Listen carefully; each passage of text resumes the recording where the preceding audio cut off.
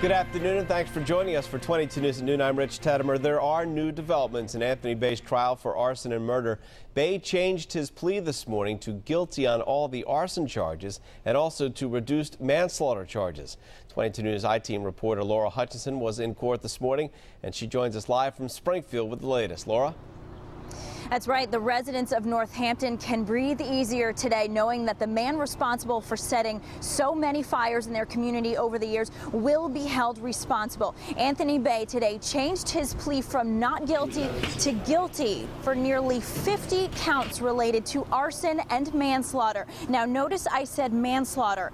Prosecutors and defense agreed to reduce the charges of murder related to the deaths of Paul Yeske and his son, Paul Yeske Jr., to manslaughter, which still carries a maximum penalty of 20 years in prison. And prosecutors have asked for 19 to 20 years to be carried out at the same time for those crimes. Guilty pleas today also include fires set back in 2007 as part of this agreement. Prosecutors said they wanted to make sure Anthony Baye was held responsible for all fires he set.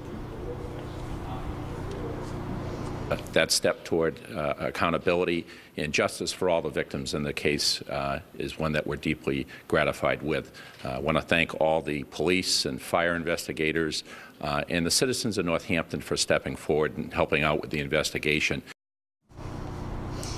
Paul Yeske's wife, Elaine Yeske, was in court today. She appeared stunned by the change in this trial. As you can imagine, this has been, a really terrible couple of years for her, for sure. She did not make a statement publicly today. However, she will on Wednesday when sentencing is scheduled. Sentencing will be at 9:30 in Northampton on Wednesday morning. Notice I said Northampton. That's to make it easier for victims in this case to be there and make an impact statement and be a part of that sentencing. That will again be at 9:30 on Wednesday morning in Northampton. If you have any questions as to what's been going on with this trial, this has of course been going on for years. We have it all laid out for you on our website at wwlp.com.